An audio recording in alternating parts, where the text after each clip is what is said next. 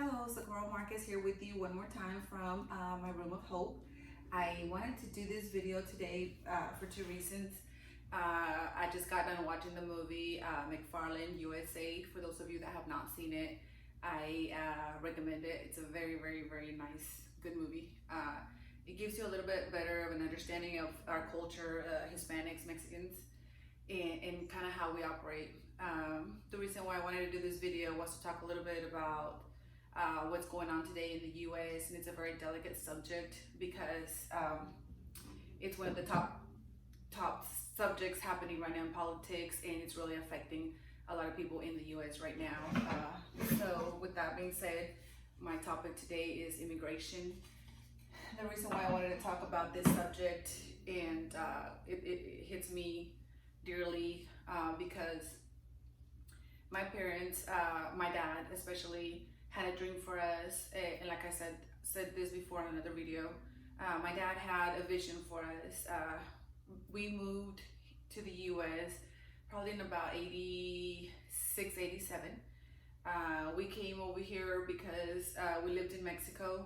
It was very, very, very hard to live over there with a bunch of kids. There was 8 of us over there living, and my dad trying to make it with no job, very little to do, no food. We had food, but very, very minimal.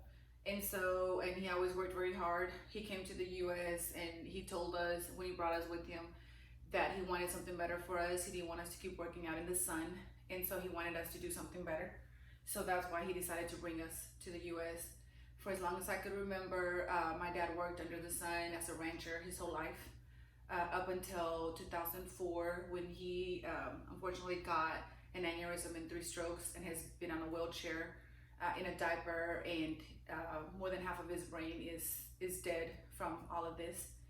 And up until that moment, my father got up and went to work every single day, and he said, I am doing this so that you could have a better future and so that you're not working under the sun your whole life. And so I, being an immigrant child, and being an immigrant myself, because when we came, we were all illegal. Back then, it wasn't as hard to cross over to the US. It was a little bit easier. We were minors when we were brought over here. Luckily, we were very fortunate to get our green card through the amnesty of 86, 87, like I said last time. I'm not sure what year it was. Ronald Reagan came up with that. Fast forward to 2019, we are facing the same issue that we did a long time ago, and a lot of families are being affected by it. When I was a senior in 99, I worked very, very hard. My whole life I worked very hard. I remember going to clean houses for white people since I was about 10, 11, 9, 10, 11, with my sister. I remember we would get paid about, I don't know, $10, $12, because we weren't that old, but we would clean the house just like the older people would.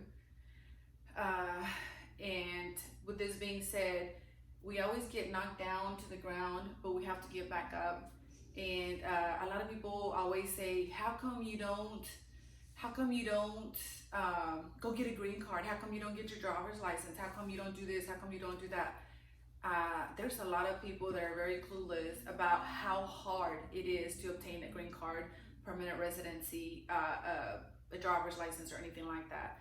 It's become harder and harder every time. Back then, you were able to go to the public safety or Department of Public Safety or whatever it's called to be able to get your driver's license. Now it's become a lot harder. You cannot obtain a driver's license unless you have a social security. If you don't have a social security, that's because you came here illegally and you have not been able to get a green card to be able to obtain a social security. So there's a lot of little places to be filled in the blanks that people don't understand how hard it is to obtain a green card or a driver's license or permanent residency. I'm gonna take a real quick break to get my daughter to say her little joke of the day, and then I'll continue on this subject. What's big, bright, and yellow and comes in the morning and puts a smile on Mom's face? The sun? Nope, the school bus. Oh, good one. I like it. And so, with that being said, I just wanted to, the reason also, McFarland USA is a coach that is of the race, of a white race. He takes on a bunch of Hispanic, Mexican kids and helps them prepares them how to qualify for state and eventually become state champs in California back in the day. And I guess I could relate a lot to those kids because I was that kid. Our parents didn't understand how important it was for them to support us at every game. They didn't understand that school was something good for you. They thought it was a waste of time, that we had to be working and stuff. And it's not because they were mean parents, it's just because they didn't know any better. Now, with that being said, I guess I'm just emotional because of that movie, but also because this is what's happening in the US right now. A lot of families are being torn apart.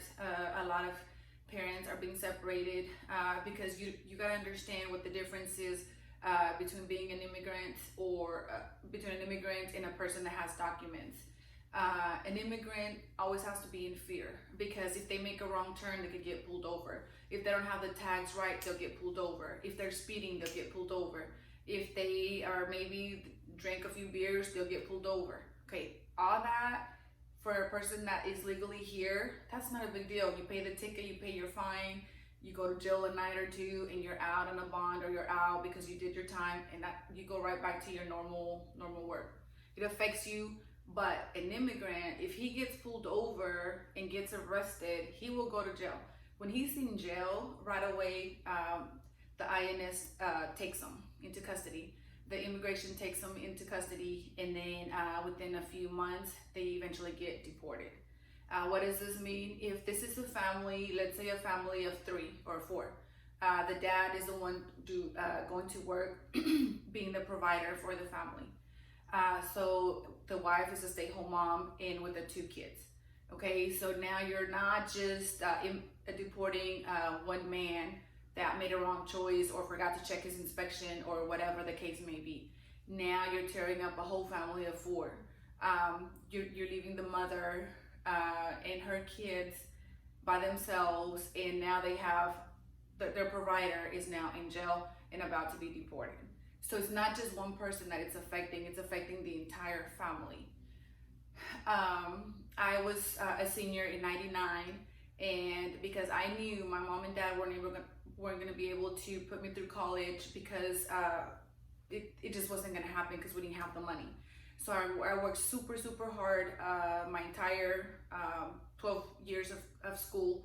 And on my senior year in '99 in Tatum, I was granted 5 scholarships, and I was gonna go to college in Hobbs. Unfortunately, 2 weeks before school started, they called me and told me that I was not able to, that they took away everything, all the help and all the scholarships because I did not have a social security.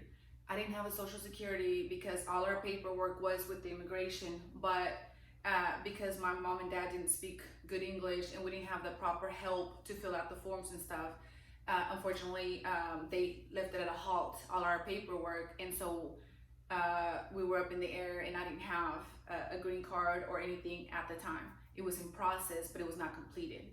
So because this, I got punished, if you will, and they took all my 5 scholarships.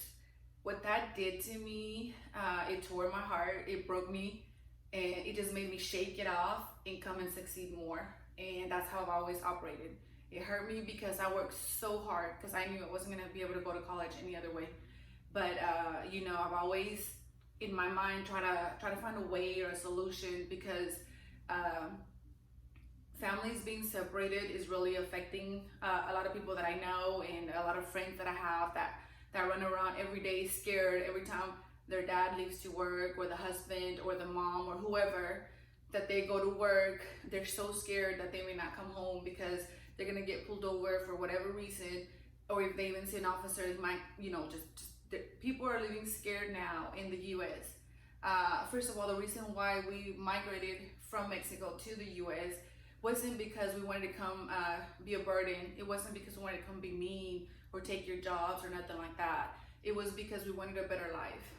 Over there, you're lucky if you make $60, $70 a week, not a day, not, you work the entire week and you bust your butt and you get paid $60 if you're lucky. If you have a little bit of a better job, then you might make a little more.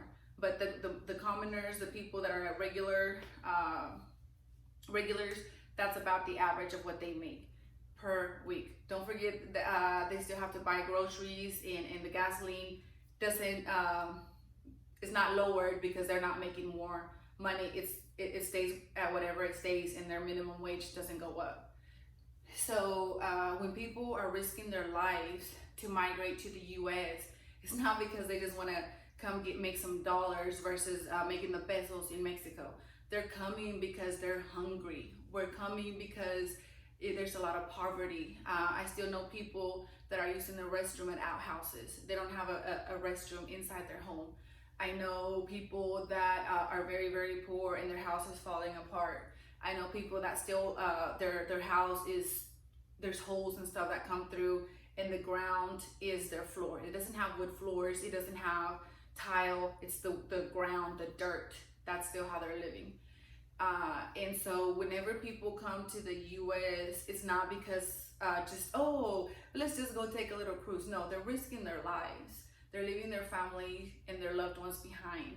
They're leaving maybe their wife or their grandma, their grandpa, their mom, their dad, their kids, and in hopes of being able to make some dollars to be able to send some so that they're not dying of starvation or poverty. So there's a reason why we migrate to the U.S. It's not just to come and mess around and be felons or drunks or whatever. There's a reason why we come, and there's a reason why we leave Mexico. With that being said, now once we are on this side, we have to walk the line. We have to not make any mistakes.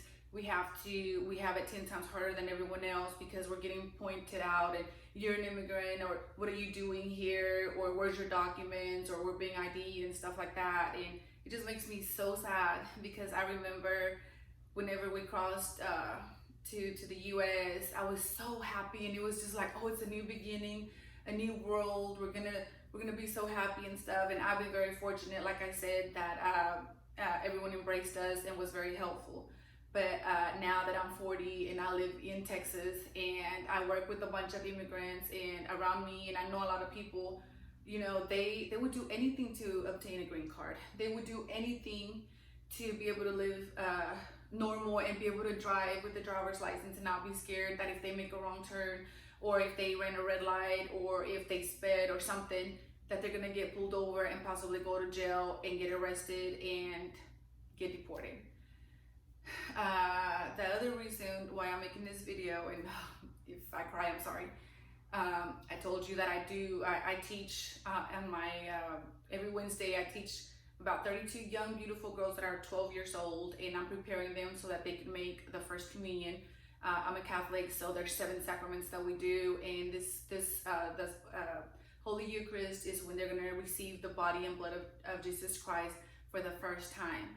So I'm able to teach them how to prepare them for that, and it's such a blessing and it's such a joy, and I take it very seriously because being a Catholic, I know how important it is to receive Jesus Christ for the first time. And so I have this beautiful, lovely 32 girls, about 12 years old, 11, 12, they just look at me, pay attention, and really soak in what I say. And unfortunately, one of my girls,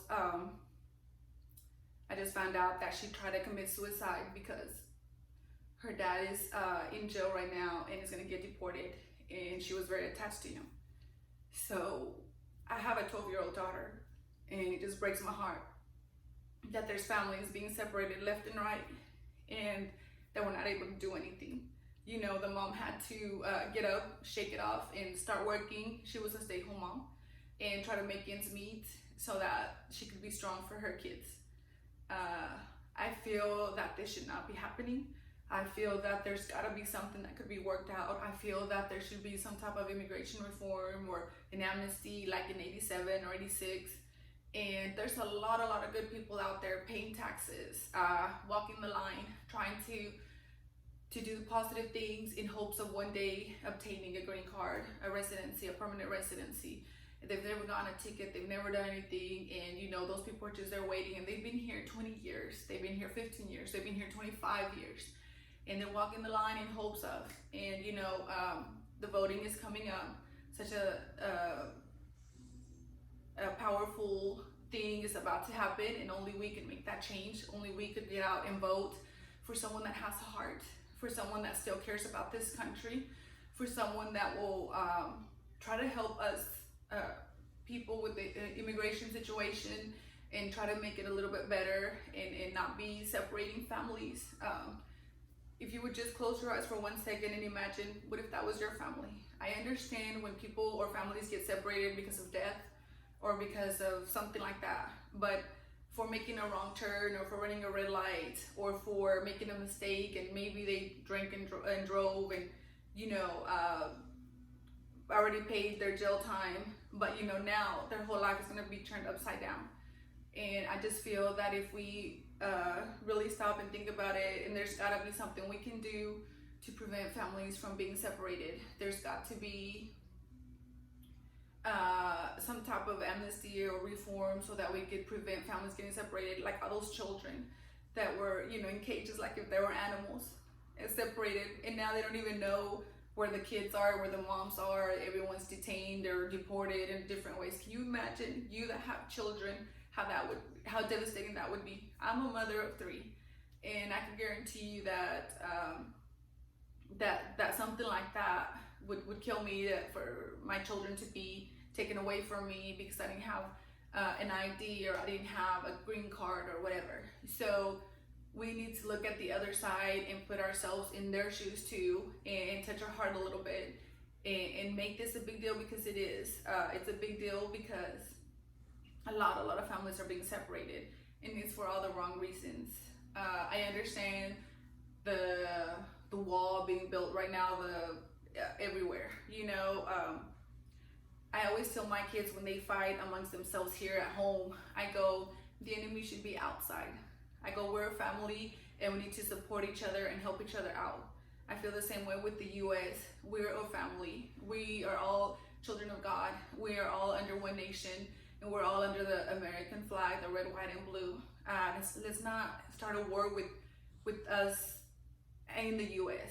You know, there's already a lot of other stuff going on that we should be uniting. We should be holding hands with each other, and we should be trying to make this a better place to live, not make it a war zone, and start separating families because we look different, or because we have black hair, or because we're Hispanic, or we came from Vietnam, or we came from other places. Let's all embrace each other, hold hands, just like Martin Luther King said, and make it one race, and touch our hearts, and help each other. Let's not go to war within each other. Thank you so much for listening to this. Please forward it, and please make the right choice when we go to vote. Let's vote for someone that has a heart and that really cares for this beautiful country. I always end my videos with a little prayer. So in the name of the Father, the Son, and the Holy Spirit, amen. Thank you, Lord, for this beautiful day. I pray that you guide us and keep helping us, and stop the war within us, and instead embrace us with your loving hands, and keep guiding us to be better people. Amen. Thank you, guys.